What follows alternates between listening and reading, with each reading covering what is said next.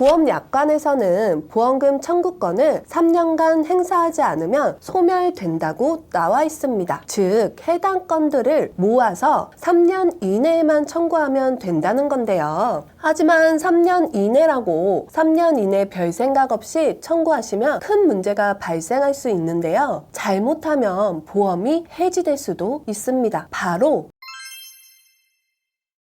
안녕하세요. 여러분들의 보험 고민을 해결해주는 보험의 친절한 연지씨 김연지 팀장입니다. 여러분, 보험은 왜 가입하시나요? 보험금 받을 때 든든하려고 하신 거 맞죠? 그런데요, 막상 청구했는데 보험금이 안 나온다면, 심지어 해지까지 된다면 어떨까요? 정말 황당하고 속상할 수밖에 없을 겁니다. 저는 그동안 상담하면서 여러 사례들을 직접 봐왔어요. 보험금을 청구했는데 문제가 생기는 경우, 가입자 본인의 작은 실수일 때도 있었고 설계사의 안내가 부족했을 때도 있었습니다. 하지만 가장 중요한 건요, 이런 문제들 대부분은 몇 가지 기본적인 포인트만 알면 충분히 피해갈 수 있다는 겁니다. 그래서 오늘 영상에서는 보험금 청구할 때 발생할 수 있는 문제들과 그 해결책을 구체적으로 알려드리겠습니다. 실비보험 가지고 계신 분들, 앞으로 보험금 청구를 준비하고 계신 분들은 꼭 끝까지 시청해주세요. 그럼 궁금하신 분들은 오늘 영상 꼭 끝까지 시청해 주시고요. 좋아요와 구독은 영상 제작에 큰 힘이 됩니다. 실비보험 청구 과정에서 주의할 점은 크게 두 가지가 있습니다. 첫 번째, 청구 이력이 많을 경우 새로운 보험 가입이 어려워질 수 있다는 점. 두 번째, 청구 과정에서 조사가 진행되면서 보험금 지급이 지연되거나 제한될 수 있다는 점인데요. 간혹 큰 문제로 이어질 경우 해지되는 사례도 있습니다. 보험은 원래 부담스러운 상황에서 도움받으려고 가입하는 건데, 청구 이력 때문에 가입 제한이나 지급 지연, 해지 같은 불이익이 생길 수 있다니 생각만 해도 답답하시죠? 그런데 이런 상황의 상당수는 너무 자주 그리고 너무 빨리 청구하는 데서 비롯되는 경우가 많습니다. 실비보험은 치료받고 필요한 비용을 보상받기 위한 보험인데요. 왜 이런 문제가 생기는 걸까요? 그리고 어떻게 해야 이런 불이익을 막을 수 있을까요? 우리가 보험금을 청구하면요, 그 기록은 보험사고 정보 시스템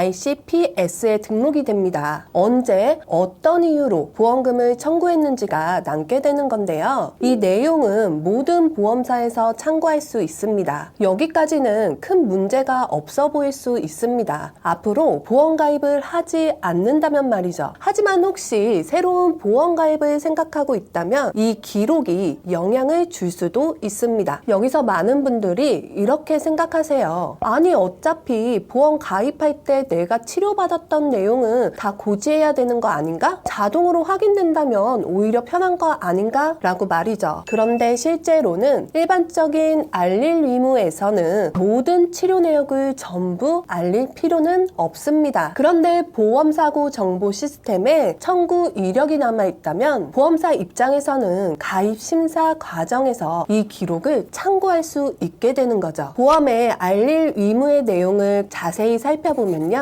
3개월 이내에 의사로부터 질병의 확정 진단 혹은 위심 소견을 받은 적이 없는지, 1년 이내에 의사로부터 진찰 또는 검사를 받고 추가 검사, 재검사를 받은 적이 없는지, 5년 이내에 입원, 수술, 계속해서 7일 이상 치료, 계속해서 30일 이상 투약 사실이 없는지, 5년 이내에 중대 질병이 없는지, 이 정도 내용을 묻습니다. 3개월, 1년, 5년 이내의 특정 치료들을 물어보죠. 즉, 여기에 해당되지 않으면 굳이 보험사에 알리지 않아도요, 전혀 문제가 되지 않는다는 것이죠. 하지만 이 고지사항은 보험사가 묻지 않겠다는 것이지 알아도 눈 감아준다는 의미는 아닙니다. 만약 보험금 청구한 기록이 ICPS에 남아있고 그 내용이 고지사항에 해당되지 않는다고 해도 보험사는 이걸로 보험 가입에 제한을 걸 수 있습니다. 예를 들어 설명드릴게요. 어떤 분이 유방에 물혹이 있어서 4년 전 그리고 12년 전에 초음파 검사를 받았다고 해보죠. 그리고 그때마다 보험금을 청구했습니다. 사실 보험 가입 시 알릴 의무 기준으로 보면 추가 검사나 재검사는 1년이 지나면 고지하지 않아도 됩니다. 원래대로라면 고지사항이 아닌 거죠. 그런데 문제는 보험금 청구 기록입니다. 보험사는 이미 청구를 통해 이 사실을 알고 있기 때문에 가입할 때 유방 관련 보장을 제한해버릴 수 있습니다. 무록을 잠재적인 위험 요소로 본 거죠. 즉 보험금 청구 이력이 오히려 보험 가입에 페널티로 작용할 수 있다는 뜻입니다. 그럼 보험 가입을 계획하신 분들은 앞으로는 보험금 청구를 아예 하지 말아야 하나 하고 고민하실 수 있는데요. 그렇다고 무조건 청구를 피하실 필요는 없습니다. 입원, 수술, 계속해서 7일 이상 치료한 내용, 30일 이상 처방받은 내용, 그리고 중대 질병에 대해서는 바로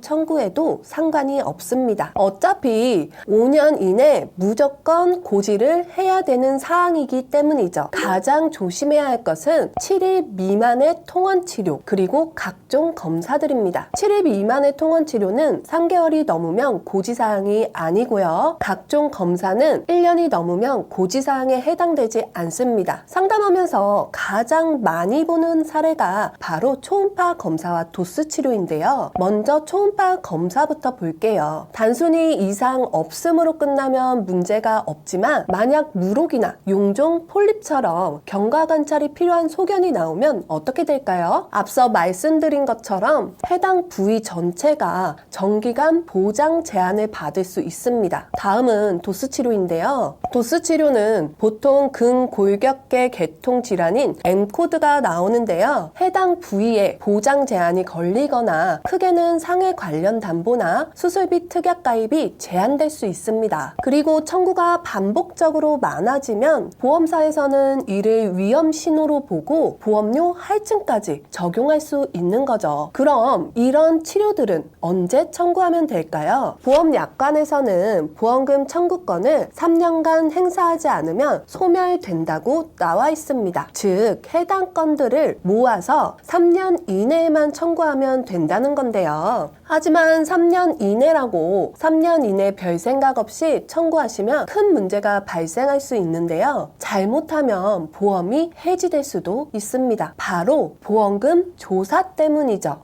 본 광고는 손해보험 광고 심의 기준을 준수하였으며 유효기간은 심의일로부터 1년입니다.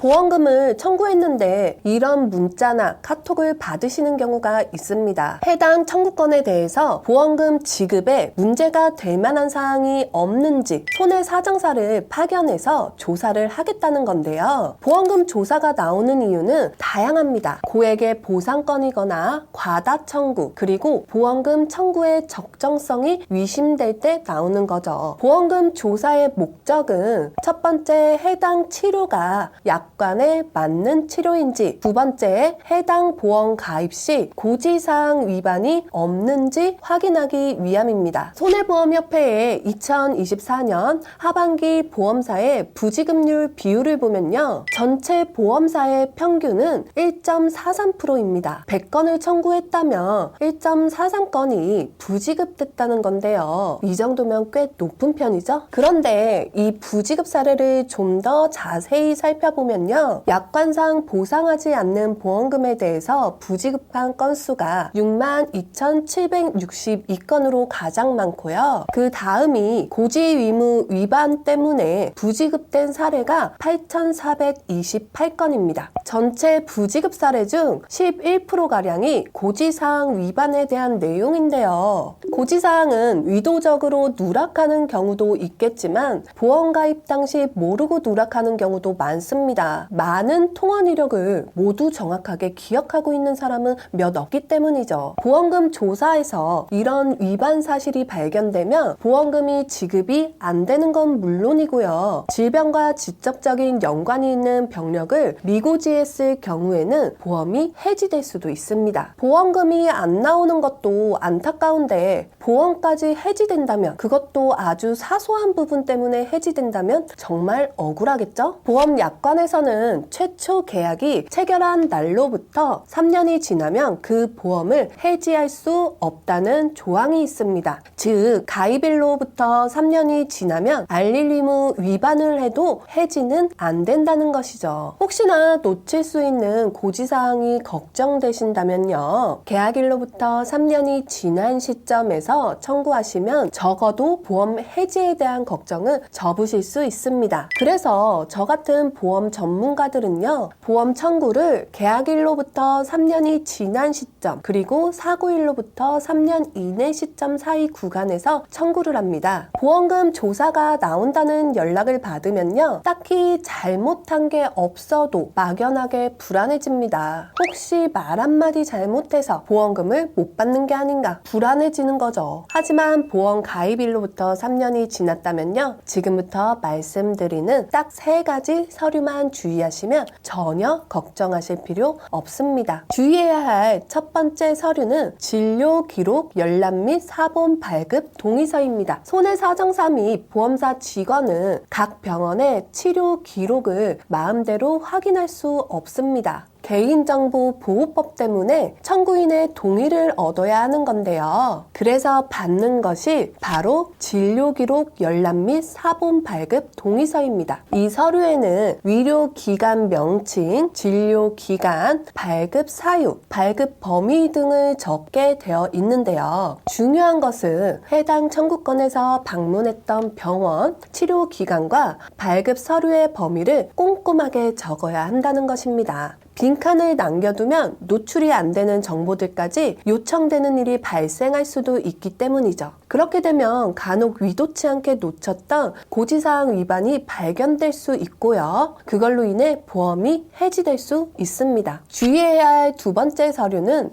위료 자문 동의서입니다. 여기에 서명하게 되면 내 주치의와는 상관없는 제3의 전문의에게 의학적 소견을 요청하게 되는데요. 조사 중에 친절하게 서명을 요청받으면 환자 입장에서는 자연스럽게 서명하는 경우가 많습니다. 이럴 경우 보험사가 지정한 제3의 의료기관에서 자문을 받게 되는데요. 만약 보험사에 유리한 결과가 나온다면 청구인 입장에서는 충분히 위구심을 가질 수 있는 상황이죠. 그렇다고 해서 무조건 거부하면요, 보험사도 사고 조사의 권리가 있기 때문에 보험금 지급이 보류됩니다. 자문이 필요한 이유를 정확하게 들어보고요, 합리적이라고 판단되면 서명을 하고요, 납득이 어렵다면 동시감정제도를 요청하시면 됩니다. 동시감정제도는 보험사와 청구인 사이에 이견이 있을 때 양측이 함께 신청한 제3의 의료기관의 판단을 맡기는 절차입니다. 그럼 보험사도 청구인도 납득할 만한 결과를 얻을 수 있겠죠? 주의해야 할 세 번째 서류는 해지 동의서와 면책 동의서입니다. 해지 동의서는 이번 보험금 청구권에 대해서는 보험금을 지급하고 해지하는 데 동의를 하라는 서류인데요. 이 서류는 동의하면 안 됩니다. 일단 고지의무 위반이라고 주장하면서 들이미는 서류인데요. 사실 실제로 고지 위반에 해당되면 이런 서류 동의 절차 없이 바로 해지가 되죠. 일단 보험금이 지급된다는 것 자체가 약관상 문제가 없다는 반증이기 때문에 해당 서류에는 동의해줄 필요가 없습니다. 면책동의서는 앞으로 이 건에 대해서 보험금을 지급하지 않는다에 동의하는 서류입니다. 명확한 약관상의 사유로 안 되는 것에는 당연히 동의를 해야 하는데요. 해지 동의서와 마찬가지로 2번만 지급한다는 조건으로 요구하는 경우가 많습니다. 마찬가지로 이런 상황이라면 보험금 지급 자체가 약관상 문제가 없다는 반증이기 때문에 동의해줄 필요가 없습니다. 오늘 내용을 정리해보면요, 보험금을 청구할 때 예상할 수 있는 문제는 보험 가입 시 제한, 보험 해지 같은 문제가 있습니다. 그리고 이런 문제들은 보험금 청구 시점으로 대부분 해결이 가능한데요. 적정한 청구 시점은 보험 가입일로부터 3년 이후, 사고일로부터 3년 이내라고 말씀드렸죠? 이 간단한 내용을 몰라서요, 실제로 많은 분들이 별 생각 생각 없이 보험금을 청구하다가 보험 가입이 제한되거나 보험이 해지되고 있습니다. 주변에 보험금을 청구하려는 가족 또는 지인이 있다면요, 예기치 못한 피해를 당하지 않도록 오늘 영상 꼭 공유해 주시길 바랍니다. 보험에 대해서 내가 몰라서 놓치는 건 없는 건지, 어떤 보험이 좋은 거고 내가 가지고 있는 보험이 맞는 건지, 보험에 대한 고민은 정말 다양할 텐데요. 이럴 때 혼자 고민하시는 것보다 저희 친절한 연지 씨한테 연락 주시면요, 여러분들의 고민 하나하나를 꼼꼼하게 듣고 해결해 드리겠습니다. 현재 보험이 고민되시는 분들, 나에게 꼭 맞는 보험 가입을 원하시는 분들은요, 고정 댓글에 상담 신청 링크를 클릭해 주시거나 위 전화번호로 연락 주시길 바랍니다. 그럼 오늘 영상은 여기까지 정리하도록 하겠고요. 저는 다음 시간에 더 도움이 될 만한 내용을 가지고 찾아뵙겠습니다. 감사합니다.